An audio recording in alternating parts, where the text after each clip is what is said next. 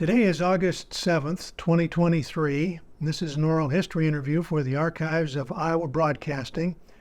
We're talking today with John David, who is retired from WQAD-TV in the Quad Cities after a long career in broadcast journalism.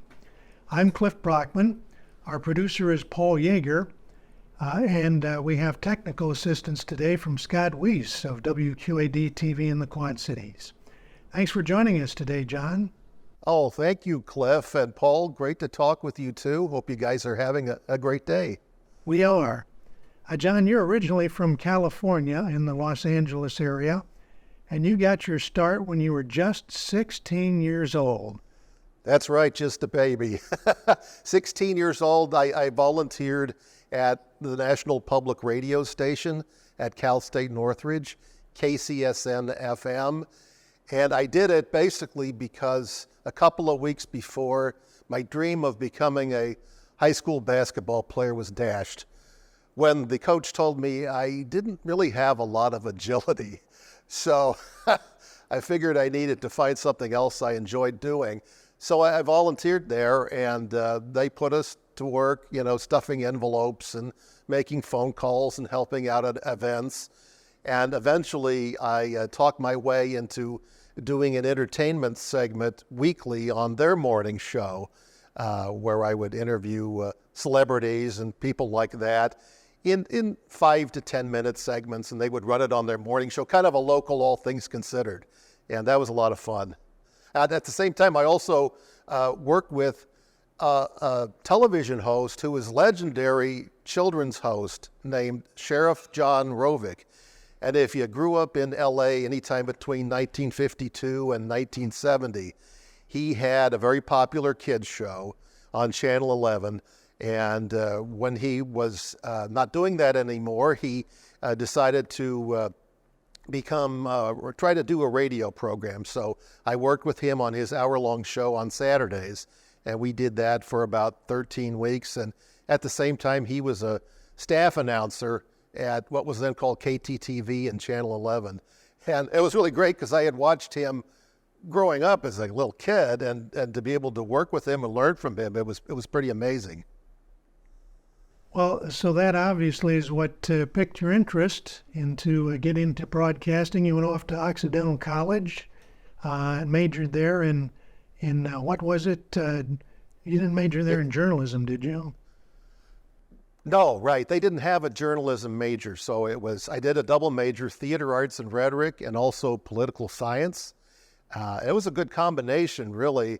And a little aside, one of my classmates, my first 2 years, was a young Barack Obama, who was at Occidental our first 2 years before he transferred out. So that's always a bit of trivia. But I had a great experience there. Their speech department was very strong, and we would go to almost weekly tournaments around Southern California and outside the area as well. I also did a lot of theater, a lot of plays, 2 seasons of summer rep theater, and that's where you learn a lot of discipline about performing, because it was a 6-night-a-week thing, and I was working during the day on summer jobs.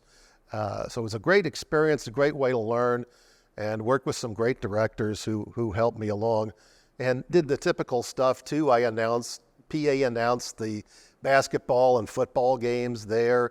One time there was an NFL strike in 1982, I believe, and CBS had been set up to do an NFL game, which did not happen. So rather than just shut down, they moved everything over to Occidental, and they televised the game with their announcers, of course. I was doing the PA, so I carefully recorded the game so I could listen to my voice playing back on the PA. And that was a lot of fun. We got to meet Dick Stockton and Hank Stram, and it was quite a fun experience.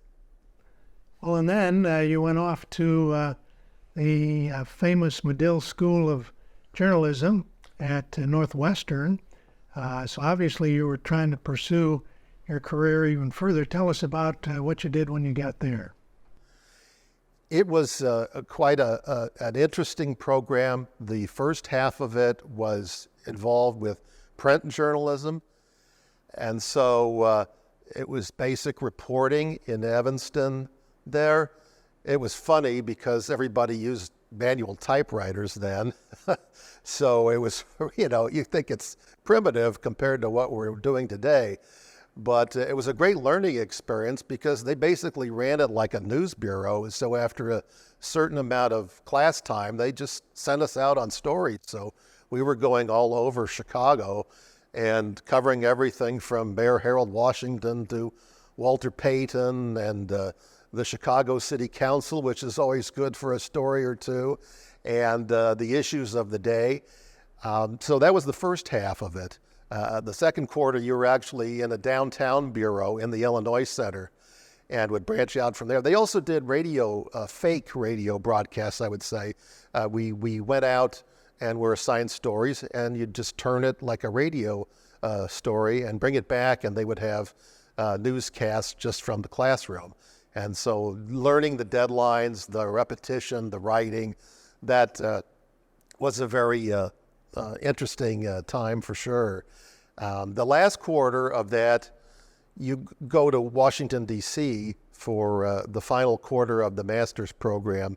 And I got to work with Ford Rowan, who had been an NBC correspondent, and a veteran news director, Lou Prado, a real crusty older guy who was quite interesting to be around. And we would be assigned, sometimes you would crew, sometimes you would report on stories, and you would be a stringer for a local station. They would have the service. So my station was WEEK in Peoria.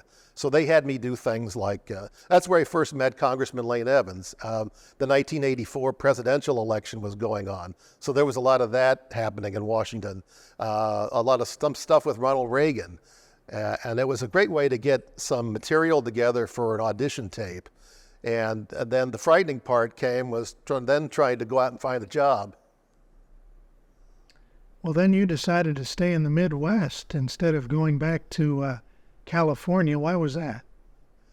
Well, yeah, basically I was petrified of paying my student loans and my bills. So I was sending out some tapes. And I was lucky. I booked some interviews. My uncle lives outside of Peoria, so I was staying with them. And I just set up interviews at all of the Peoria stations and all of the Quad City stations. And nothing really happened at first. And so I was getting prepared to go back to California, and I was staying with a friend in Chicago, and got a call from WOC that they had an opening. And it was actually, they talk about how contacts are important. I heard about it through a reporter at Channel 6 who was also a Medill graduate. And he had called the department and said, hey, we've got this opening there.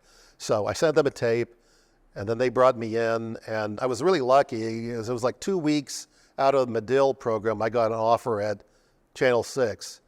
And so it was kind of a tough call for me because I had always been a West Coast kid. But I thought, well, it doesn't hurt to get that experience. And it was a pretty good station. And so I decided to take the job. Yeah, well, while you were there then, tell us about some of the stories you covered at Channel 6 in the Quad City, some of the more memorable stories. Right. Well, Cliff, I know you remember the mid-'80s. It was an interesting and difficult time around here. The farm crisis was going in full bore. There was also a lot of problems with the industry associated with that.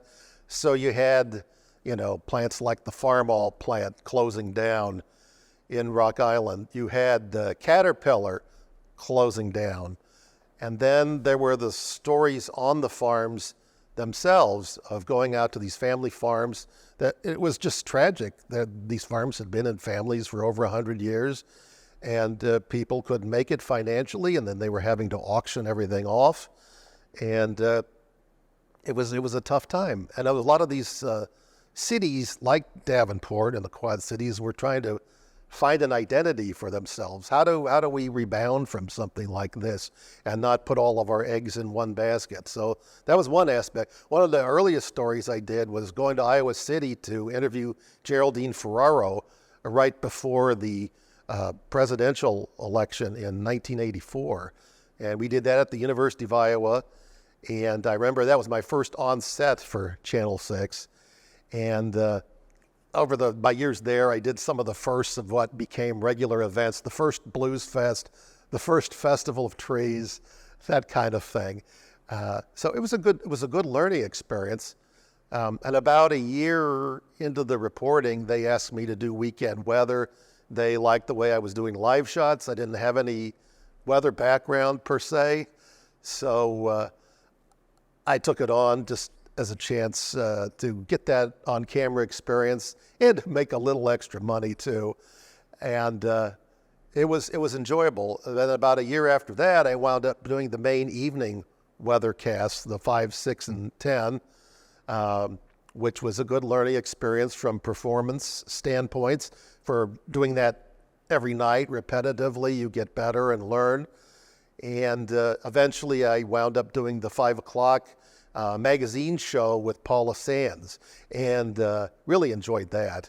We had, in 1988, one of the first satellite experiences where we rented a satellite truck for a couple of weeks and took the show out to various communities during a May book and did the show remote almost every night during that whole May book.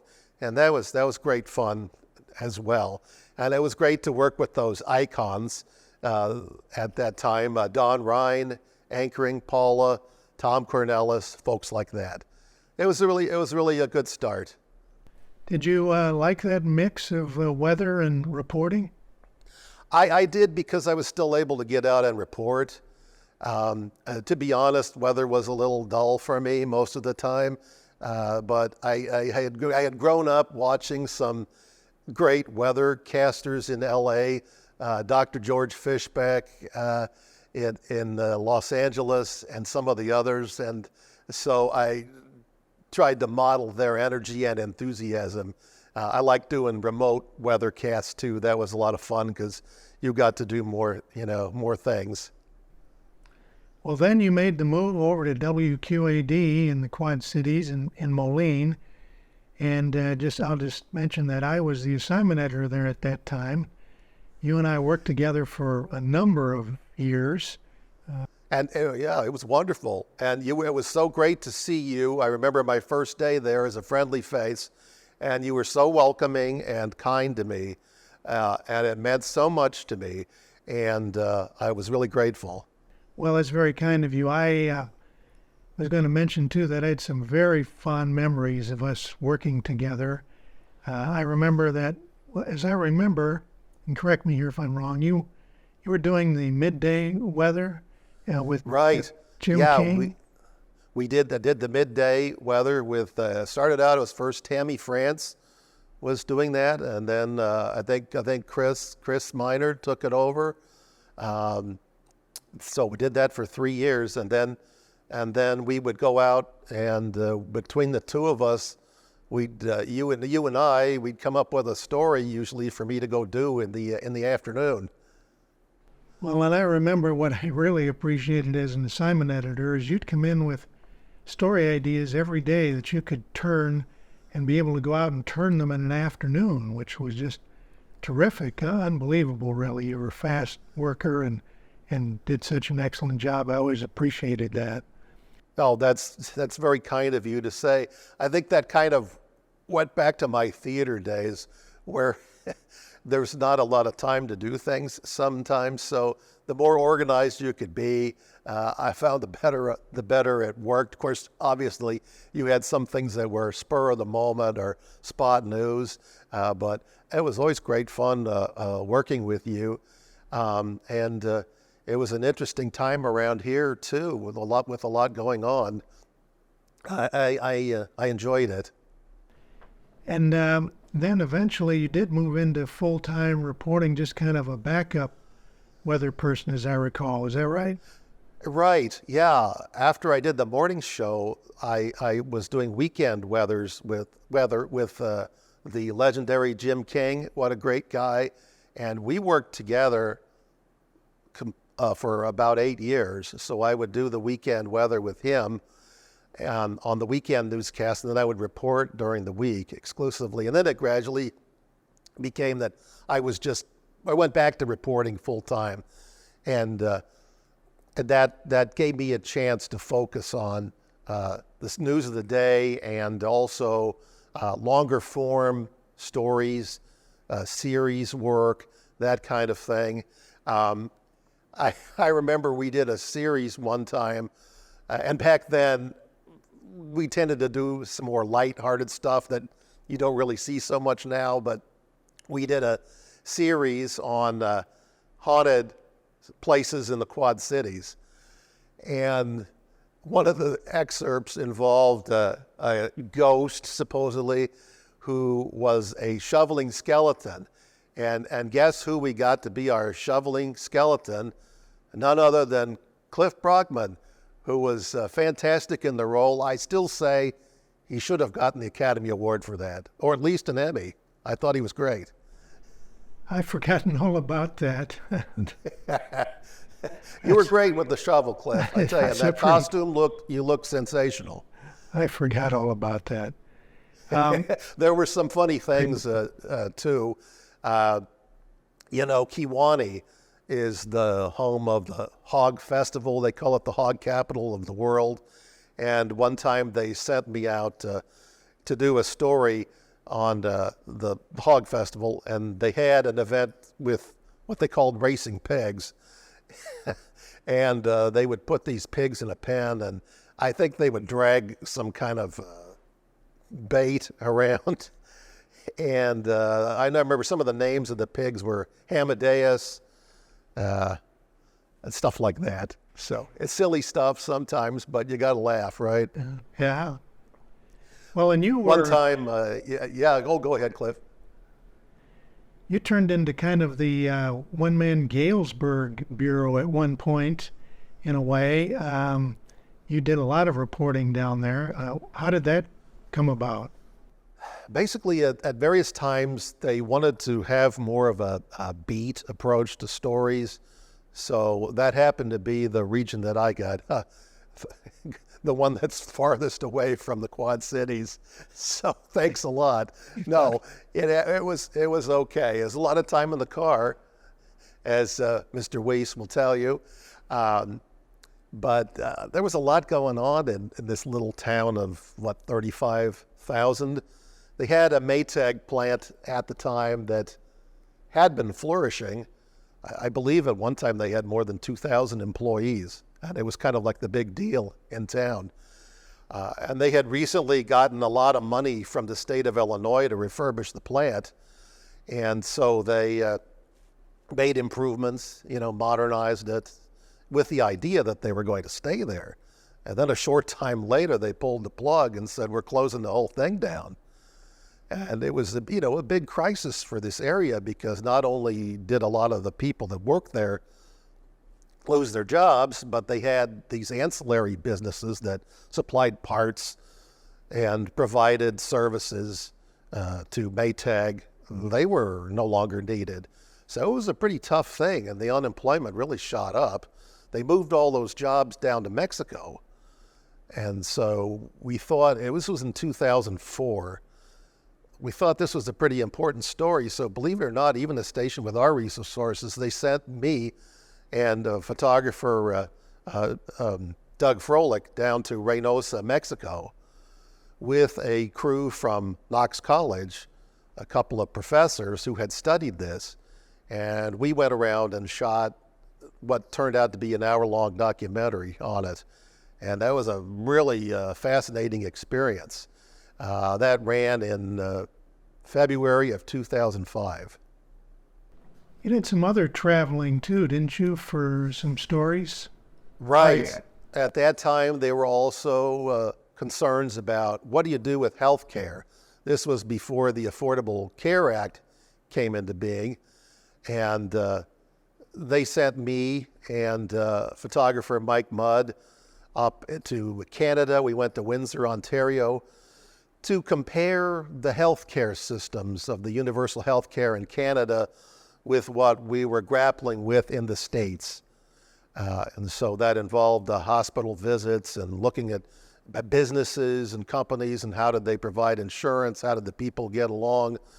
We compared that with the situation here, and that was also an hour-long thing. And I felt really lucky to get to do these things because there aren't a lot of local stations that will invest that kind of time and money into going out that far out to do this. Yeah, that was really a commitment by the station. I'm not sure that a lot of stations would make that commitment anymore to do that kind of reporting. Yeah, sadly, I don't think you'd see that now. We had another one. We went to Binghamton, New York. I went with Joe Casillas, and we did a story about where are the new jobs, because Binghamton was doing a good job with recruiting jobs. It had been an industrial kind of town as well, and they wanted to compare and contrast what they were doing with what we could possibly do in the Quad Cities.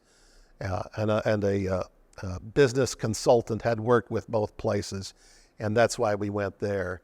So yeah, it's the kind of different stuff that you don't really see much going on these days, at the local level at least. You know, let me digress just a minute while we're kind of talking about changes. There's been a lot of technological changes during your career. Can you imagine back when you started, it was videotape, maybe even film. What things have you seen over the years? Oh yeah, I came in the 3/4-inch videotape era with the big decks, those TK cameras, the heavy units that you carried around, manual typewriters. They didn't even have electric typewriters at Channel 6 when we started. No cell phones, no internet. So if you were out on a story, you had to find a payphone. So take your dimes. And sometimes that was the biggest problem, was finding a place to call in. And I covered a lot of courtroom stuff and trials at that time, so I always tried to get along very well with the prosecutors, the district attorney, to see if sometimes they would let me use their office and use a phone to call in. Otherwise, you had to go downstairs and wait for the payphone. So it was pretty primitive, by today's standards for sure. I mean, compare that with today, where you can take these, backpack units out and just do a live shot from almost anywhere. It's pretty amazing. It is amazing. I remember in those days when we always told reporters to be sure you had a quarter in your pocket so you could stop at a payphone somewhere. Right, yeah. And you remember we had to depend on the two-way radios, and you had to be careful with that, because your competitors were always listening on those things. And so you had to kind of limit what you said and sort of speak in code, and then say, well, Cliff, I'm going to go try to find a payphone. Yeah, exactly. Yeah, speaking in code, we had our own little codes. Well, 2017, you had a major health problem, heart attack. Yeah, I did. I was working that week, didn't feel quite right. I thought I just had a stiff back. So I thought, well, I'm on vacation the next week, so I'll just stick it out. Not a big deal. That was my first mistake. The night before we flew to LA on vacation, I couldn't sleep at all, and I thought, well, it's just the back. It'll be all right. So I made the mistake of flying to Burbank, and in the middle of the flight, I thought, well, I'm really not doing great. And I was afraid to say anything, so I just tried to rest, and it was okay. As soon as we landed, I said, I've got to go get this checked out. So my wife drove me to the nearest hospital, which was Valley Presbyterian in Van Nuys. And this was Labor Day, September 4th, so not a lot of people around. And they ran an EKG right away, and the guy said, there's something here. And they took me back, and they said, yeah, you just say you're having a heart attack. So my vacation turned into a week in the hospital, and the cardiologist came in later that day, and said, this is really serious. I had almost a total blockage of what they call the widow-making artery. So I wouldn't have lasted much longer. And they took me in right away and put in a stent, which I was incredibly fortunate that we finally had the foresight to go to the hospital. It wasn't much fun to spend your whole vacation in the hospital, but my cardiologist was just great. She was wonderful.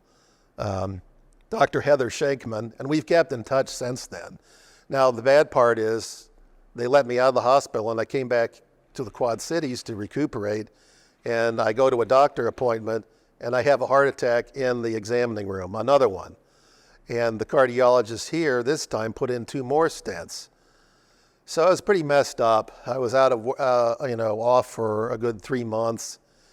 But during that time, I went through cardiac rehab at Genesis East, and they have a tremendous program there where you basically learn a lot of stuff over again. I wasn't walking very well at all. And just that exercise, that routine, the nutrition, all of those lessons made a big difference for me. And knock on wood, I've been fine since. I take a lot of medication still, but I'm really grateful I was able to bounce back. So you were able to go back to work? Right. I went back to work. This all happened in September of 2017, and I went back to work in December. I wasn't moving around too great for a while, but later I worked 1 more year, and I felt pretty good about halfway through that. So I was extremely grateful that I was able to bounce back from that. Yes, I bet. And you know what a part of it was, I think, Cliff, was being, it's part of the job, but those deadlines, it was like 34 years of always daily deadlines for the most part for me. And that makes a lot of internal stress. And I would try to do things to help that along by walking, whatever. But sometimes it just doesn't, there's a problem. So I had to kind of calm down, relax, and get better. Yeah. So is that why you retired then, John? 2018, you retired. Yeah, I was actually, thinking about working a couple more years, but the station was sold, and I had an offer presented to me to take a buyout with some other people that had been here for a long time. So I thought about it, and I decided to take the buyout because I was given the indication that they were going to make a lot of changes anyway. And so I thought it was probably a good time to let it go. I think I'm glad I did. I would have liked to have done it for 3 or 4 more years, but my health was more important at that time. So I think I made the right decision. You bet. I think that was a good decision. Yeah, it's true. It's the daily grind. It can be quite stressful, and so it was probably the best for me at that time. What are you doing in your retirement? I see on your Facebook a lot of pictures of flowers. I'm guessing that you're doing some gardening. Oh yes, the garden has become my big Zen thing. I love it. I don't like the Japanese beetles or They're stuff miserable. like that, but I have fun with it. I'm no pro by any means, but I've tried being more of a perennial planter now. We have kind of a bird and bee habitat on one part, just a little area, with butterfly bush and stuff like that. And it's been fun to watch the hummingbirds come in and the bees, butterflies. I have some roses, hibiscus. I do some annuals up on the deck. And it gives me some quiet time in the morning to go out and water. And it's a good time to just kind of sit and reflect on the day and what you want to do. And it's just for fun, really. And then we've been doing a lot of traveling. In the last year, we've done a bunch of cruises and also flights to different places. Just got back a couple of weeks ago from the Colorado River, where we took some excursions from Nevada on down to Lake Havasu. And that was really fun. The water is very clear because it's mostly snow melt and they had a very heavy snow this past year. And so it's quite nice scenery. Even though it was really hot, it was a good time. Sounds like, yeah, it's good you can travel again. Yeah, that's been a blessing. And I'm really grateful for that, to go and get to see. We took a lot of driving trips when I was a kid, so I'm seeing some of these places again for the first time in 50 years. So that's nice. Let me ask you a question now that you've been out of it for a little while and you can kind of see what's happening. You've lived through a lot of technological changes in how the news has been done. As you know, newspaper readership is way down. In fact, newspapers are closing. TV viewership is way down for the news. What do you think is going to happen in terms of journalism here in the future? It's frightening, isn't it? Especially when you look at the environment we've experienced even since I retired. The last 6 years or so. There's a failing of anti-media. Journalism, when I started, was considered a noble profession. You know, it was highly regarded by most, maybe not by everybody. But with the rise of this vitriolic talk radio that started out in the 80s, the Rush Limbaugh stuff, that was kind of the roots of this, right?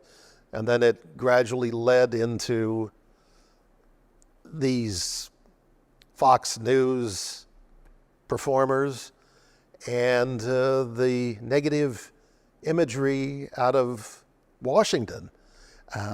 It makes it harder to try to seek the truth and do a good job as a journalist. But at the same time, it makes it even more important to do that job. It's painful to see the way newspapers have dwindled. And when I started in TV news, it was just the 3 network affiliates. There wasn't even a Fox. I think CNN was in its infancy. And that sort of thing. Now there are so many avenues of broadcast out there now, and not a lot of them for the good. It makes it tough. So I think there are a lot of challenges out there. How do you change attitudes? How do you change beliefs? How do you get away from this false narrative that's out there now? It's pretty frightening. People seem to want to believe what they want to believe, right?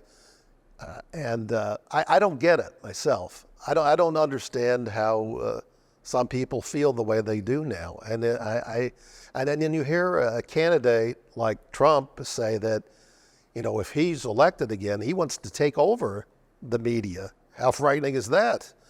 It's pretty scary. So we've really got to be on our toes and continue to do the hard work. I guess that's the best answer. It's also hard with these owners these days, these conglomerates, the Rupert Murdochs and the people like that.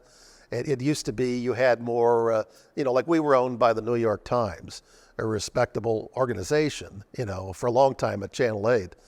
But now there are so many different conglomerates and stations are given things that they're told, you must run this, you must run that, pushing a certain point of view. I think that's pretty scary. Yeah, I agree with that. John, one last question.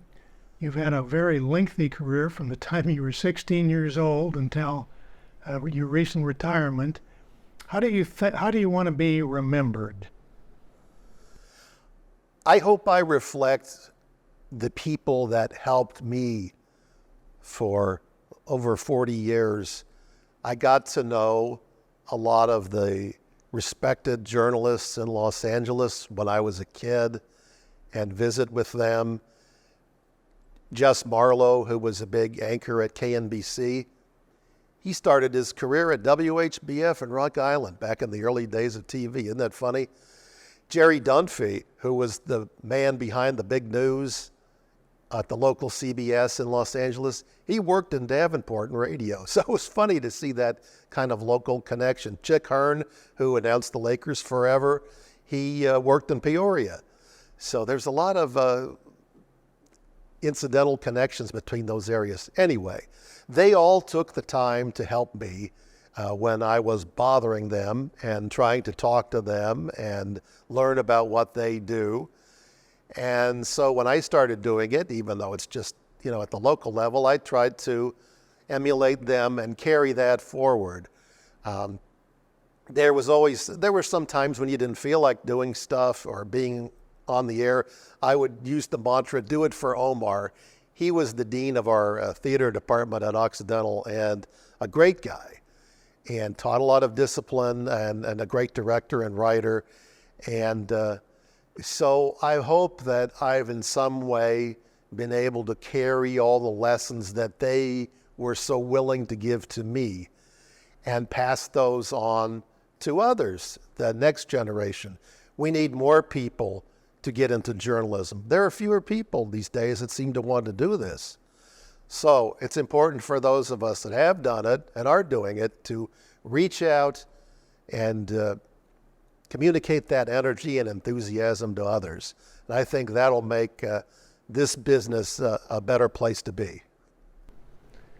Well, John, it's been wonderful visiting with you. It's been a few years since we really had a chance to talk. I've really enjoyed this morning. Thanks for taking. Well, likewise, Cliff. You were in my wedding, and we're coming up on the 25th anniversary this year. So that's quite a milestone. You didn't even have to be a wedding crasher. So, thank you. No, it was great to talk to you. It's always a pleasure, and thanks for including me in this. It's really an honor and a privilege, and wonderful to look back for a few minutes. Well, thanks, John, and I want to thank Paul Yeager of Iowa PBS and Scott Weis of WQAD-TV in the Quad Cities for helping us produce our interview today. And I'm Cliff Brockman of Wartburg College.